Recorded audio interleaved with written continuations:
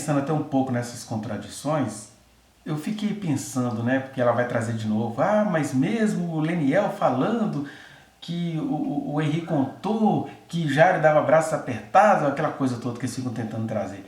Eu fiquei pensando, é mesmo, gente, essa questão do abraço apertado é tão misteriosa, porque quem garante que isso não é também algo forjado pelo Leniel? Né? Porque o Leniel foi lá, conversou com o Jairo e tudo, mas a Monique, ela pontua isso, é interessante, gente, o Henri nunca me falou de abraço apertado. Ele falaria com a mãe, mamãe, ele me abraça esquisito, eu não gosto, porque ele comunicava, né? Mamãe, ele me deu uma banda, mamãe, ele fez isso, vou contar tudo pra minha mãe. Ele falava, inclusive, do pai pra mãe. Então ele nunca comentou nada de abraço, então ficou uma coisa assim meio parecendo que é aquele marido frustrado que cria uma situação e a criança absorve, sabe? Tem muita alienação parental aí, sabe? Da parte do pai.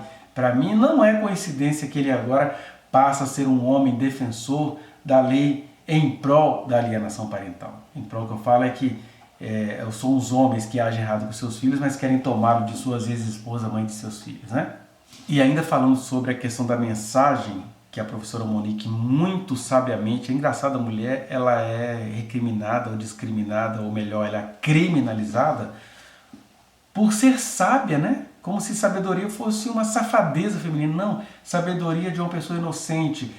Primeiro ela fala assim, olha, tem a resposta aí da médica? Não tem, então ela não tem como responder o que não tem resposta. Segundo, ela vai mostrar que aquele celular que estava apreendido foi apreendido de forma irregular. Isso é uma coisa muito estranha nesse processo. O celular foi tirado da mão dela de forma irregular, não foi colocado dentro do pacote, lacrado, nem nada.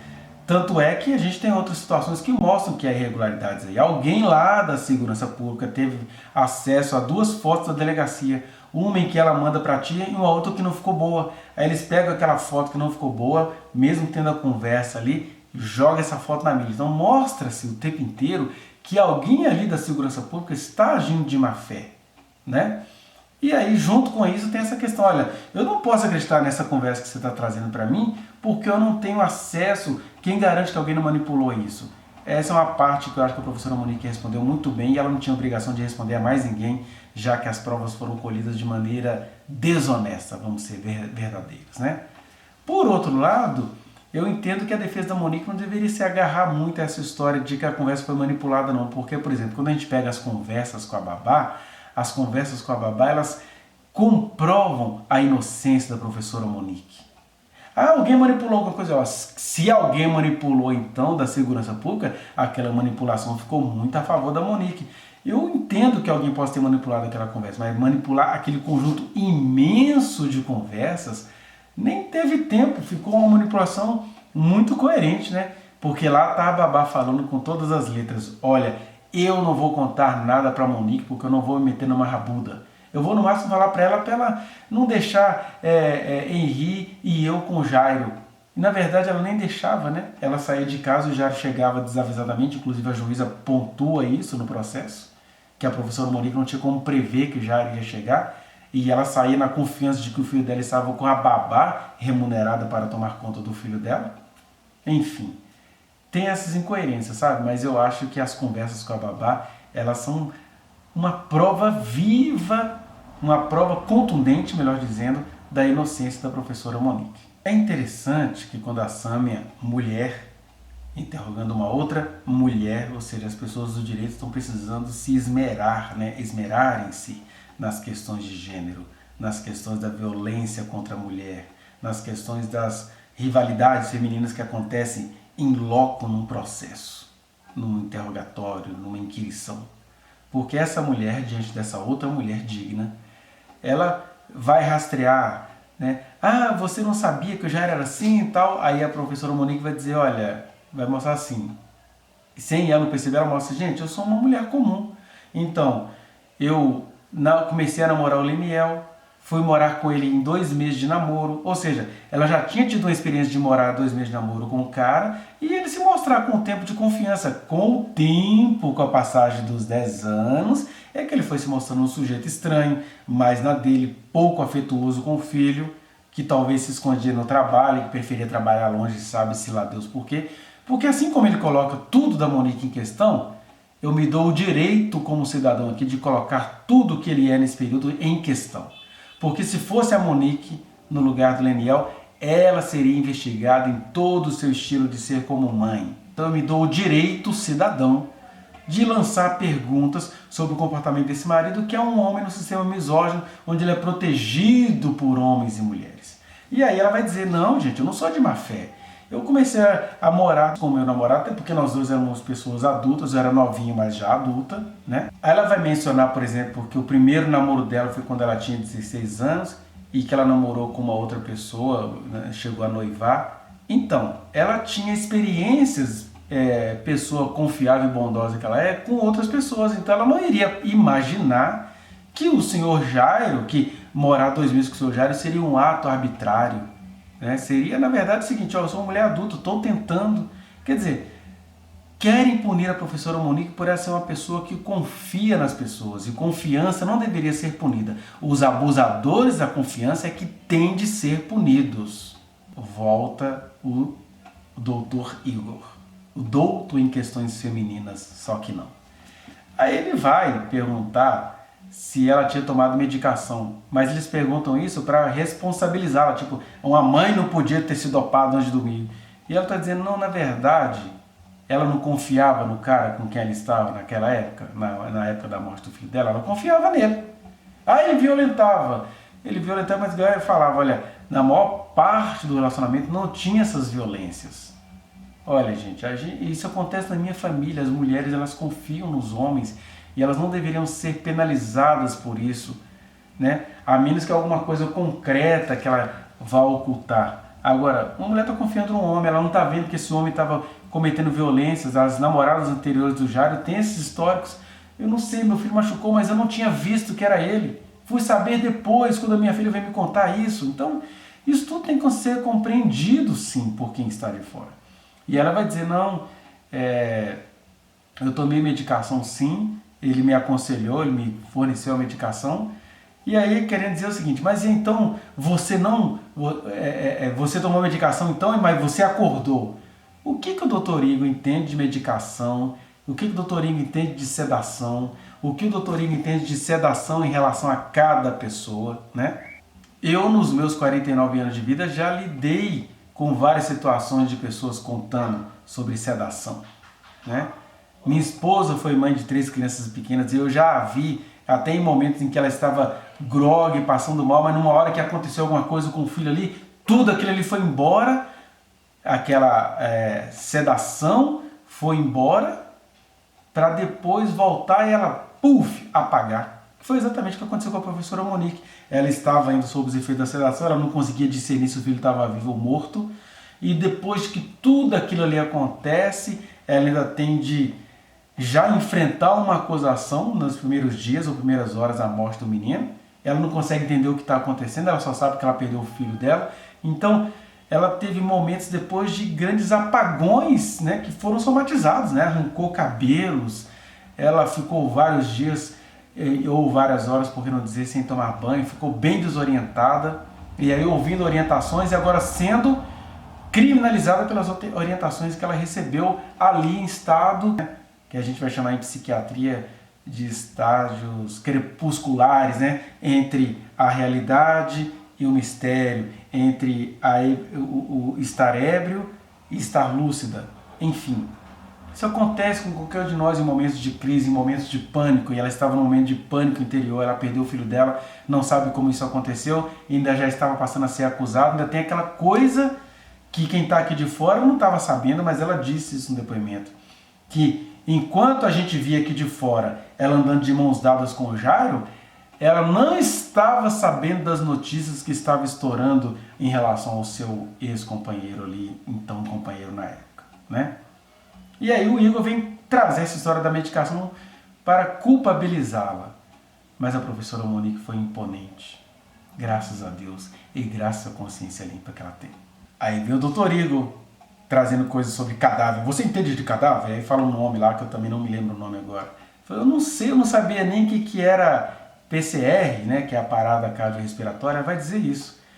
E ao mesmo tempo, ela lança essa pergunta, não me lembro se ela lança ou se eu que lembrei, mas você vai assistir aí. Ela vai dizer o seguinte, olha, beleza, se o meu filho estava com rigidez cadavérica, o que é rigidez cadavérica? Está morto, não tem jeito. O SAMU, se chegar e falar, não, está morto, não podemos fazer nada, né? Então, como é que um bebê entra no hospital com rigidez cadavérica e as médicas, ou seja lá quem estava se passando por médico, fica ali tentando reanimá-lo durante 2 horas, inclusive estimulados pelo pai do menino? Que rigidez cadavérica é essa? E aí a frase imponente que a professora Monique vai dizer, olha, tudo que os relatórios dizem se refere ao meu filho como ele saiu do hospital, e não como ele chegou, né? É isso. E aí, né, eu concordo com ela, nosso último ponto aqui, é que ela, por direito, ela decide não responder a defesa do Jairo. E por que por direito? Porque as perguntas eram todas capciosas. Se a Sâmia, que não era da defesa do Jairo, estava fazendo perguntas para incriminar a professora Monique, o que aquela defesa do Jairo não faria com qualquer coisa que a Monique dissesse? Se ela dissesse sim, eles iriam fazer aquilo virar contra ela. Se ela dissesse não, eles fariam aquilo virar contra ela. Se ela explicasse os contextos, eles iam pegar uma fase ali do contexto para usar contra ela. Então, ela foi muito justa, correta e honesta em se recusar a responder as perguntas da defesa do senhor Jairo, porque a gente está vendo aí, né? Eles o tempo todo tentam fazê-lo aparecer-se cúmplice para fazerem o Jairo parecer-se até menos criminoso do que aquilo que eles acusam, porque a professora Monique criminosa ela não é. O Jairo ele tem outros crimes nas costas, né? Mas enfim. Aí a doutora Flávia então vai ler as perguntas só para constar, e as perguntas vai fazer isso, vai fazer ela falar do Leniel para eles pegarem qualquer coisa do Leniel e usar em favor do Jairo, né? E outras perguntinhas lá sobre os exames médicos, que também a gente acha tudo aquilo ali estranho, os exames, os relatórios, os laudos, as perícias, tudo muito estranho mesmo. Parece que foi tudo feito mais para encobrir o Hospital Barradó e a defesa, né, a segurança pública do Rio de Janeiro, do que para serem solícitos mesmo aquela mulher que está presa mesmo sendo inocente. E é uma vergonha. Eu acho assim, o sistema judiciário brasileiro está passando uma vergonha, porque há todo um acordo de desembargadores. Eu estive na reunião dos desembargadores, reincriminaram a professora Monique e eles não apresentaram nenhuma causa concreta, verdadeira e justa para voltá-la a ser acusada das coisas que eles já estão acusando, né? Porque que tortura a professora Monique cometeu? Qual foi a falsidade ideológica? Eles não conseguiram falar qual foi. Ah, não, aqui é um acordo, está definido. E colocam a mulher de volta na cadeia. Ah, se você soubesse os bastidores disso. Mas você não precisa saber bastidor, não. É só você prestar atenção no depoimento da professora Monique, que é um depoimento de uma mulher honesta, inocente, coerente, sábia e que está sendo mal vista pelas pessoas pelas coisas boas que ela tem, não é? Mas é isso. Fica aí agora com essa parte final. E aquilo que você não entender lá, volta aquilo que eu te falei, que está tudo explicado aqui. Em relação àquela oportunidade em que o policial entrou em contato com a senhora entrou em contato com o policial, Rodrigo? Doutor Rodrigo, isso, né? inspetor Rodrigo. E aí o Jairo, já antes da senhora falar com ele já foi para a sua casa e já sabia, Já, porque alguém avisou. alguém avisou. Então a senhora deduz, Eu não posso afirmar, a senhora claro. deduz que o Jairo tinha alguma influência ou uma informação, alguém, para ajudar ele dentro da 16ª DP? Acredito que sim. Ou alguém se comunicou com alguém de fora, eu não posso, né, responder pelos outros, mas que ele teve uma informação muito rápida, que eu tinha ligado para a delegacia, ele teve, e ele chegou bem rápido na minha casa. Quanto tempo, mais ou menos, demorou dessa ligação? Foi muito rápido, foi Muito muito rápido, rápido. quanto tempo, mais ou menos? 5, Uma 6 hora? minutos. Não, eu liguei, foi do quarto do meu pai até, o telefone residencial. Eu liguei para o inspetor Rodrigo, não sei se também ele poderia estar gravando, já mandando para alguém, eu não sei como é que é feito na delegacia, eu nunca tinha ligado para uma delegacia. Assim que eu desliguei o telefone, eu fui vestir a minha roupa, que minhas primas estavam na minha casa. Na hora que eu estava vestindo a roupa, que eu peguei a bolsa, foi rápido. o Jairinho chegou. E como, na primeira vez, né, ele já tinha pulado o muro da minha casa, logo depois que a gente foi se conhecendo, depois eu dei a chave de casa para ele não pular mais o muro da minha casa. Então, ele saiu entrando dentro da minha casa e me pegou, e minhas primas estavam lá, todas as minhas primas estavam, presenciaram. Era o dia que o Hugo também ia para a minha casa, que a minha prima chegou a fazer contato com o doutor Hugo, e ele não me deixou sair. Ele começou a me induzir ali, falar comigo, e ele já sabia que eu tinha ligado para o inspetor de polícia. Entendi. A senhora narrou aqui que vocês tomavam muito vinho, né? Vinho. Aí eu gostava de vinho branco. E o Jairo, vinho tinto. Sim. E chegou a algum momento que você percebeu que ele colocou alguma coisa na sua taça. Não é que eu percebi. Primeiro, eu via um pozinho branco no fundo da taça. Eu percebia isso, né? Mas eu achava que era da uva. De repente, porque o meu vinho era branco e o dele era tinto, não dava para ver, né? Eu achava que era da uva. Até que um dia eu presencialmente vi ele macerando comprimido dentro da minha taça. Aí eu descobri que aquele pozinho, né, eu deduzi, né, que as outras vezes, situações que eu tinha visto pozinho na taça, era porque ele macerava comprimido da minha taça. E a senhora não tomava o vinho tinto por conta da... A senhora fez clareamento? Não, eu não fiz clareamento, não, mas porque eu tenho predileção mesmo pelo vinho branco, e o vinho tinto mancha a boca, mancha dente. Sim, claro, com certeza. Então, eu só não entendi o seguinte. Sim. A senhora chegou a um momento que a senhora já estava trocando as taças, Sim. correto? Se a senhora não toma vinho tinto, como é que a senhora trocava as taças se a senhora tomava vinho branco e ele tomava vinho tinto? Mas não era sempre que a gente abria 2 garrafas. Algumas vezes. Tanto que na morte do meu filho, a gente só estava bebendo vinho branco. Tá ótimo. Tá bom. Muito obrigado. Tá, nada, que isso. É uma rigidez mandibular, assim, que as médicas narraram que ele já estava com isso. Que horas? Que as médicas narraram isso? Sim. No depoimento delas. Elas Não, mas qual foi o horário que estava com esse trismo? Elas falaram que quando chegaram lá no hospital, sim, as médicas narraram aqui sim, que ele estaria com trismo. sim, tá, entendi. Senhora... Mas eu fiz respiração boca a boca nele, eu botei a minha boca na boca dele. Então ele estava respirando? Eu não posso dizer que ele estava respirando, Não, mas eu sentia o pulmão dele tá. inflar e desinflar. Peraí. Eu não sabia nem o que era um PCR, fui descobrir depois. Sim, mas assim, a senhora sabe o que é respirar. Obviamente, né? A senhora viu o filho da senhora respirando ou não? Eu acredito que meu filho estava respirando, sim. E depois a senhora chegou, por curiosidade, assim, Sim. parar e pensar, falou, pô, o que é trismo, assim, vou perguntar aos meus advogados, Eu não me lembro disso. Não lembro, senhor. Calma, Ele calma, doutor. Calma, doutor, ela já respondeu. Sim, isso. calma. A senhora, depois dessa questão do trismo, a senhora falou que seu filho estava respirando. Sim.